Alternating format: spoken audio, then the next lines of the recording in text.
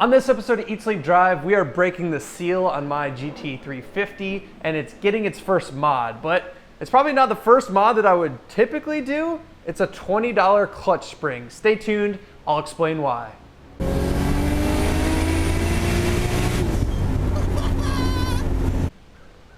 What's going on, guys? Welcome to another episode of Eat Sleep Drive. And yes, this little $20 tiny little spring is going to be the first mod on my Mustang GT350. The first time I drove a GT350 was my buddy Justin, who went with me to get this car, and immediately the first thing I noticed was the odd clutch feel. It has a very weird engagement, and the pedal feel or the pedal resistance changes as you like go up the stroke. It's a really odd feeling clutch. I've driven a lot of cars and this is like the most odd one I've driven. And what that equates to is it makes it very hard to modulate this clutch actually, which I'm kind of surprised. It's like I said, it's really my only complaint with the GT350 so far, but Steeda sells this little clutch, which supposedly makes it better. So that's what we're gonna do today. We're gonna install it, I'm gonna show you how, and then probably more importantly, I'm gonna give you guys my review or impressions as to whether or not it made the clutch feel better. Now, I ended up just buying this off of Amazon just because it was easiest. I'll put a link in the description below if you wanna get it for your car. It's like 20 bucks, so cheap, and you know, Steeda is a name in Mustangs for a long time. So just comes in this package, has instructions, has the spring. But as I'm gonna show you today, fortunately the install is super easy. Basically what you have to do is get under the dash, compress the spring that's in there enough that you can get the housing out, and then take the housing out, put this spring on, put it back in there. Pretty simple, right? So real basic mod, I'm gonna show you guys how to do it today. Let's dive in.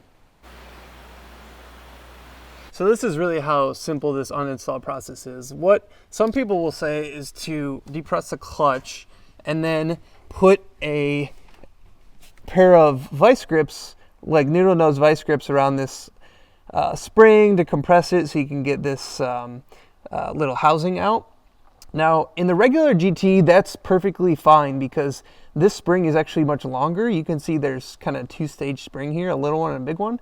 In the GT350, there's two, and there's just not enough room to really even get needle nose in here. And even if you compress this a little bit, it doesn't really do much at all. In the regular GT Mustang, the V6, the EcoBoost, like you can get away with that. But honestly, all you have to do is get in here, nut up, and I'm doing this kind of blind, push down, and you just like push down, this compresses a little bit and you get it out the perch. Like you don't need vice grips or anything. Like you just nut up, get down here and push it out. Okay, here is the clutch housing and spring that we took out. As you can see, and this is what why it starts to make sense that the clutch kind of has two different feels. It's got the smaller spring that obviously compresses first and then it gets to the bigger spring. So that's kind of why it has this like odd feel to it.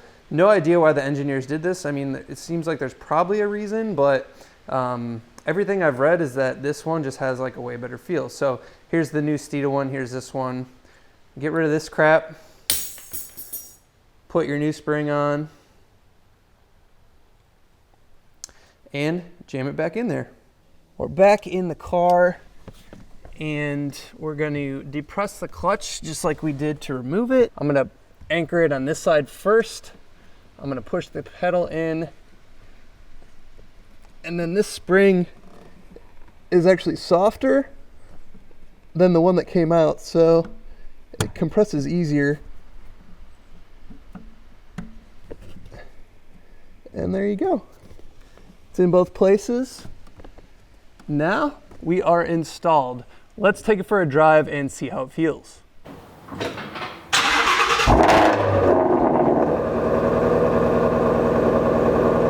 Our new clutch spring is in, and now it's sort of the moment of truth. Pressing the clutch pedal now. So first thing I noticed is that there's no longer this like difference in like where you are as to how stiff the clutch pedal is. With that dual spring, it was like completely dead at the floor. You couldn't feel anything, and then as you got higher, it got stiffer, well, this is just like consistent. It's very linear. So I already like that. Now let's see when we actually like use the clutch, if we notice any other differences. Pulling out of the driveway,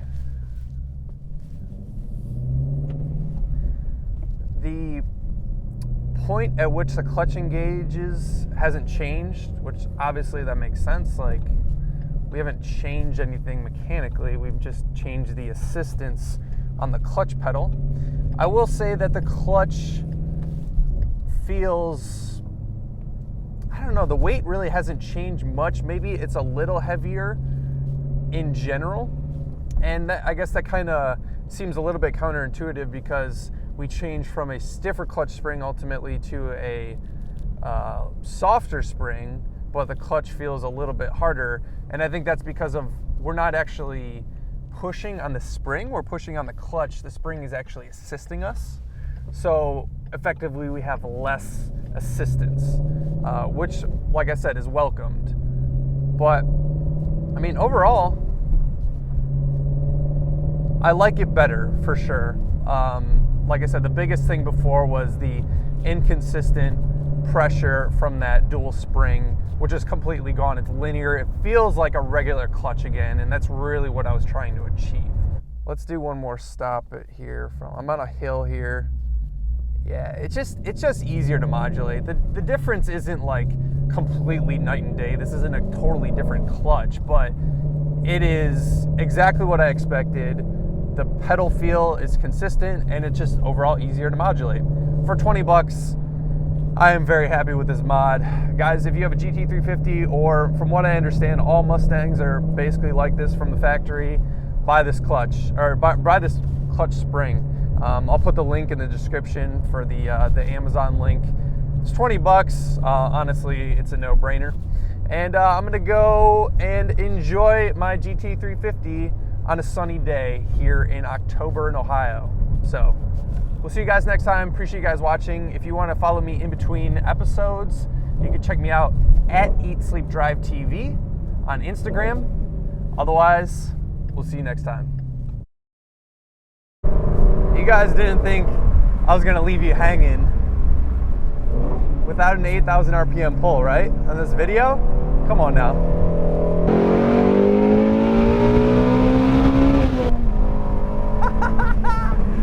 Yes, sir.